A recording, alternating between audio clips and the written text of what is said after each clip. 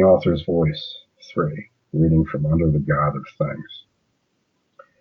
A crude theory of man's fall. The goddess was a metaphor for civilization as far back as many-headed, many-armed, or many-breasted supernatural beings were defined in statuary. This metaphor finds expression in the Furies and the Fates as well, varied personifications of the female sex.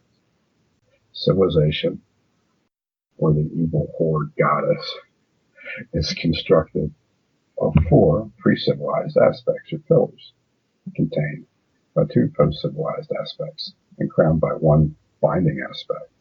There are 4 foundational legs. So I'm calling her a bitch right here, I guess. This is what happened. I don't remember writing this. I must have been drunk.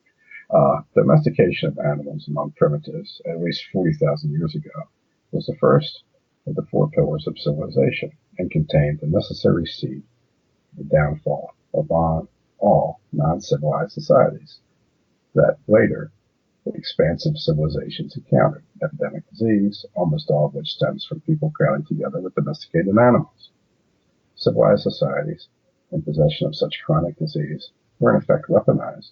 Also, knowledge of animal domestication formed the basis for expanding slavery, indoctrinating children through brutality, and prosecuting more comprehensive wars of extermination. When you have dogs like running down your enemies and eating them, that's a bonus. Slavery is an ancient institution halfway between cannibalism and adoption, used by most primitive people as a method of stabilizing population decline in the wake of war.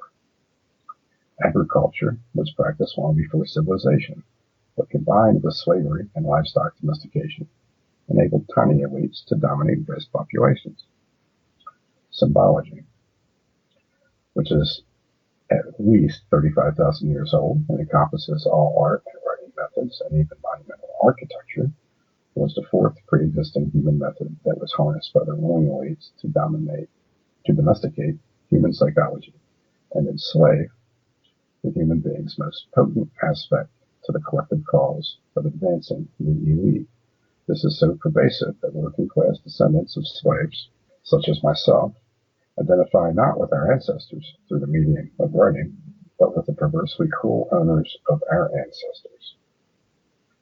Her insidious clause. 1. Disease. First serves to terrorize a population and make them subject to the literary devices of the elite. Every pagan pantheon had gods who reigned death via plague, Nergal, Apollo, ironically also the god of the arts, with dualistic monotheistic systems of belief vesting the one god with the power of plague rather than his evil opposite. Ultimately, the extreme random suffering caused by living in close proximity to concentrations of domestic animals, eating a low nutrient, low protein diet, and toiling in body-maiming occupations. Bracket. By 30, most women had extreme arthritis due to grinding rain. End bracket. Open the sufferers up to the theologies and ideologies targeting their mind through the prism of their suffering condition. Well, that was pretty good. So, maybe I did write this. Secondly, primal peoples who did not suffer in ways comparable to civilized people and who have proven difficult to convert to salvation-based religions were simply done away with by the disease carried by civilized people. Money is a use of symbology to represent goods, just as statuary and monumental architecture are uses of symbology to represent power, and of writing to convey information. This permitted the expansion of theology, intricately tied to all pre-modern ruling elites through proxy aggression, and would eventually become the focus of ideological struggle, with great nations collapsing along with their monetary system. This Irishman put on his thinking cap when he wrote this. This is still going on. Her death-crowned head.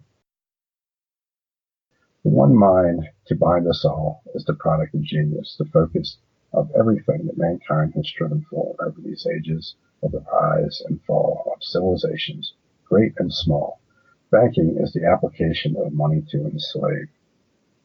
It is no accident that slavery's final great flourish was facilitated by the great banking concerns of Europe.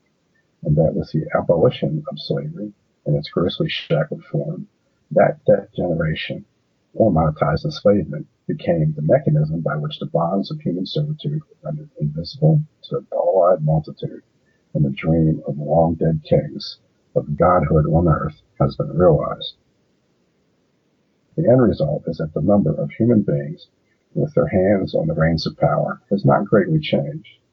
The beasts of burden have multiplied inconceivably, and their masters' reigns are now unseen, but the vastly greater portion of mankind remains as it ever has, a hunger-goaded, fear-yoked beast, its soul mercifully asleep.